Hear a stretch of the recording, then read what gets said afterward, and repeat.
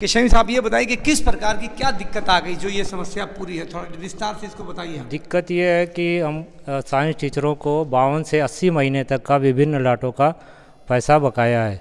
केंद्र सरकार द्वारा जो केंद्रांश दिया जाता है वो, और इसमें केंद्रांश कितना है और राज्यांश कितना है? केंद्रांश स्नातक को 6,000 रुपये और बीए करके जो स्नातक या बीए के साथ बीएड हो या बीएड हो उनको जो है 6,000 रुपये।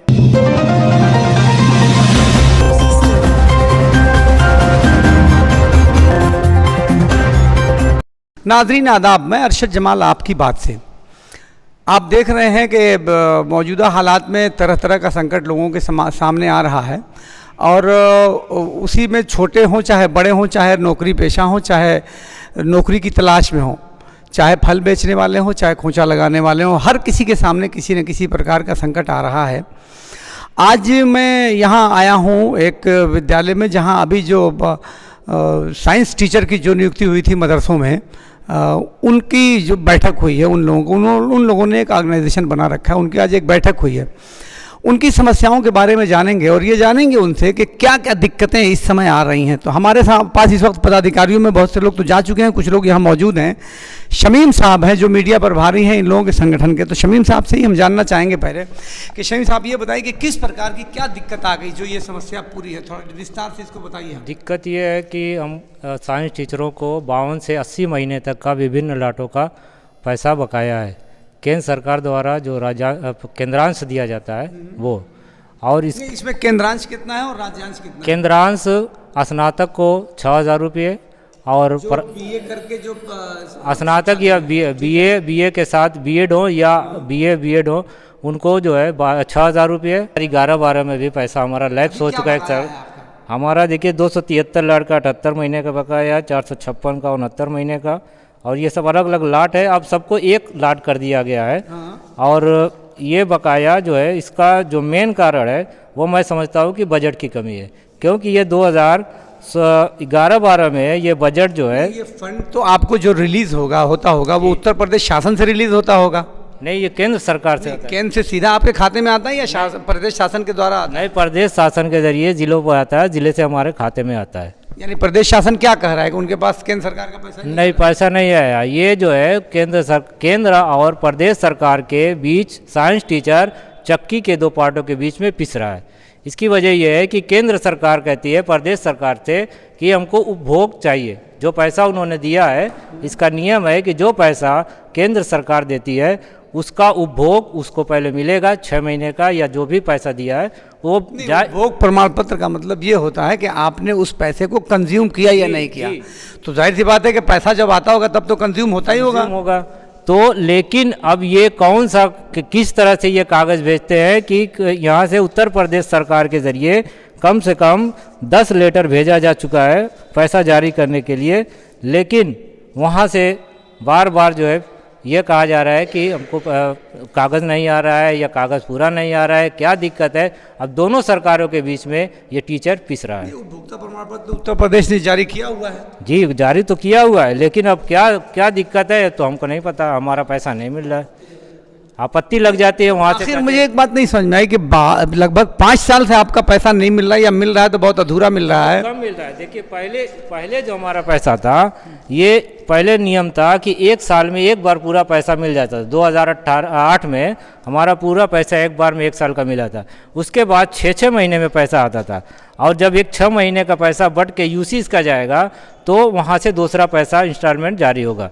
लेकिन ये हाल आज ये है कि 2016-17 का पैसा हमको एक बार 22 दिन का मिला है, जिसमें 4,94,00,000 रुपया पास हुआ था, इसमें 9,000 मिला। 61,59,00,000 दूसरी बार हुआ, 77 दिन का मिला। और लोग हैं पूरे यूपी हमारे जनपद में। एक सेकंड, हाल ये है कि आज 6.5 दिन का पैसा हमको आज मिल रहा है। सिर्फ 6.5 दिन का पैसा अभी जिले पर आया हुआ है। और कुछ दिन पहले ये 5/11/2020 को 50,89,00,000 रुपया अभी पास हुआ है, अभी हमको मिला नहीं है। तो आखिर फिर आप लोगों का खर्च कैसे चलता है? आप लोगों का तो दूसरी जीविका नहीं, इसी के भरोसे हैं। कितने लोग इसी के भरोसे जनपद में 400 से 450 टीचर हैं, और बहुत से टीचर हमारे कोई रिक्शा चला रहा है बैटरी वाला, कोई मूंगफली बेच रहा है, कोई सब्जी बेच रहा है। मैं खुद पावर लूम चला के अपने परिवार का पालन पोषण कर रहा हूँ। ये आप देख रहे हैं कि ये आधुनिक टीचरों की ये दुर्दशा है, जो साइंस टीचर कहे जाते हैं, यानी जो ये कहा जा रहा है कि ये एडवांस टीचर हैं, लेटेस्ट टीचर कहा जाएगा, उनकी दशा ये है कि इनको 5-5 साल से सरकार ने तनख्वाह नहीं दी है। और तनख्वाह क्या, वो सैलरी भी वेतन नाम मात्र है कि कोई अगर मास्टर की डिग्री लिए हुए और उसके साथ अगर बीएड किया हुआ है तो उसकी सैलरी 12,000 ही सिर्फ, और वो 12,000, तो उसको भी 12,000 या 6,000 जो भी है वो पैसा भी नहीं मिल रहा है। किसी किसी महीने में 6-6 दिन की सैलरी आई हुई, ये हालत है। अब हम बात करते हैं फिरोज साहब, जो कि इस ऑर्गेनाइजेशन के अध्यक्ष हैं जनपद के। आप बताइए फिरोज साहब, तो इसमें क्या कर सकते हैं आप लोग? 400 लोग, तो कुल 450 लोग हैं आप लोग। तो ऐसी सूरत हाल में आप जाहिर सी बात है कि सरकार से ही मांग करेंगे कि सरकार हम लोगों का वेतन जारी करे। कि आप लोगों ने ऐसी कभी मांग नहीं की जैसे आंगनवाड़ी या दूसरी जो और इस तरह के लोग हैं वो लगातार परमानेंट की मांग करते हैं, तो आप लोग कभी मांग नहीं करते हैं? सर हम लोग तो जब से 2016-17 से पैसा रुका हुआ है तब से लेकर के आज तक, चाहे वो 60 दिन का लखनऊ का धरना हो, चाहे ज़िले का धरना हो, चाहे सीएम पोर्टल हो, चाहे प्रधानमंत्री पोर्टल हो, चाहे उससे संबंधित जो मंत्री हैं रमेश पोखरियाल निशंक जी, उनके माध्यम से अनेकों प्रकार से उनको हम लोगों ने रिक्वेस्ट किया कि हमारी सैलरी को रिलीज़ कर दिया जाए, लेकिन वो कानों पर जूं तक नहीं रेंगती है। हम तो इस सीधे कहते हैं कि हमारे साथ साजिश है, क्योंकि और भी टीचर जो पढ़ा रहे हैं हमारे जनपद में या हमारे उत्तर प्रदेश में, सबको बराबर कंटिन्यू सैलरी दी जाती है, लेकिन हमको हमारी सैलरी क्यों नहीं दी जाती?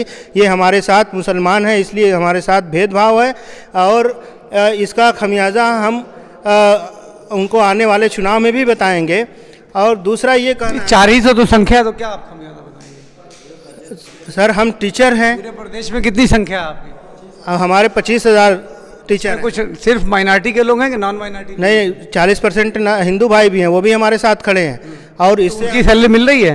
नहीं, उनकी भी नहीं मिल रही तो है। फिर ये आपका आरोप कहाँ तक सही हुआ कि माइनॉरिटी होने के नाते जाती है?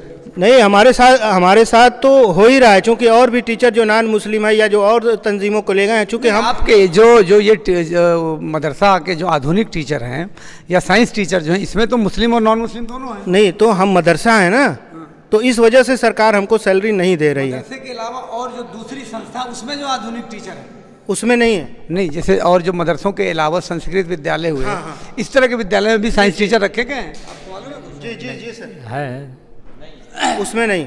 नहीं, ये सिर्फ स्कीम मदरसों के लिए थी मदरसों के लिए। या जो नॉन मुस्लिम इंस्टीट्यूशंस हैं धार्मिक, जैसे मुसलमानों का एक धार्मिक इदारा है मदरसा, तो उसमें आधुनिक शिक्षा के लिए उन्होंने आधुनिक शिक्षक रखे जी 1993 में शायद। जी। मैं ये जानना चाहता हूँ कि क्या जो दूसरे धर्मों के लोग हैं उनकी जो धार्मिक संस्थाएं हैं उसमें भी आधुनिक शिक्षक रखे गए थे? नहीं रखे गए हैं। ये सिर्फ मदरसों के लिए योजना है। यानी ये मान के चला जाए कि कांग्रेस ने एक ज़माने में मदरसों में आधुनिक शिक्षा को बढ़ावा देने के लिए साइंस टीचरों की एक टेम्परेरी नियुक्ति की व्यवस्था की थी, जिसमें जो व्यवस्था उनके ज़माने से ही पूरे तरीके से ऐसा व्यवस्था नहीं बनाएगी कि जो ठीक से चल सके, लेकिन कैसे भी मरते जीते उसमें सैलरियाँ आ रही थी।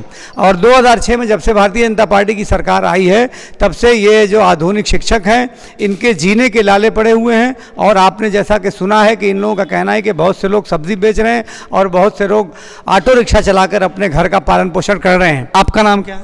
सगीर अहमद जी। आप भी आधुनिक शिक्षक? हाँ भाई, आधुनिक टीचर जो है उसे कहते हैं। सरकार ने, चूँकि मदरसे में पहले सिर्फ अरबी फारसी सब्जेक्ट चलता था, तो सरकार ने हिंदी, इंग्लिश, मैथ्स, साइंस और ज्योग्राफी, हिस्ट्री और कंप्यूटर साइंस को और मॉडर्न सब्जेक्ट की हैसियत से मदरसों में लागू किया। कहा कि इनकी सैलरी अलग से सेंट्रल गवर्नमेंट देगी, तो सेंट्रल गवर्नमेंट पैसे इसके देती थी। तो बाद में शुरू में तो कम था, बाद में गवर्नमेंट ने बढ़ाया, तो ग्रेजुएशन वालों को सरकार 6,000 रुपये मंथली सेंट्रल गवर्नमेंट, और उसके अलावा पोस्ट ग्रेजुएट को 12,000 रुपये तो बता चुके हैं देती थी। और यूपी स्टेट गवर्नमेंट 25% देती है इसका अलग से अपने पास से। तो यूपी स्टेट गवर्नमेंट तो बराबर दे रही है, उसका पैसा बकाया नहीं है। मतलब योगी जैसी कोई शिकायत नहीं है। सारा कंप्लेन है सेंट्रल गवर्नमेंट ने पूरा पैसा रोक रखा है 5 साल से करीब, किसी का 6 साल का भी रुका हुआ है। तो मेन परेशानी यही है कि भाई घर घर के हालात इतने बुरे हैं कि इतने लोगों की तो बीवी जो है उनको छोड़ के चली गई, कितने लोग जो ऐसे घर के अंदर दंगा फसाद चल रहा है, बिल्कुल समझिए कि महाभारत लगी हुई है। चलिए ठीक है। और आप सलमान साहब, आप भी इस सिलसिले में, आप भी तो साइंस टीचर ही हैं शायद, आपकी नहीं, अच्छा आप नहीं हैं उसमें, ठीक है, तब इसी में बंद करें, ये भी चौक जोड़ देगा। तो सरकार को ऐसी व्यवस्था में सुधार किया जाना चाहिए। कोई बहुत बड़ी संख्या नहीं है। अगर सरकार हज़ारों करोड़ रुपए शिक्षा के मद में खर्च कर सकती है तो जो साइंस टीचर हैं उनकी भी सैलरी समय पे दिए जाने की सरकार को व्यवस्था की जानी चाहिए। आपकी बात से मैं अरशद जमाल।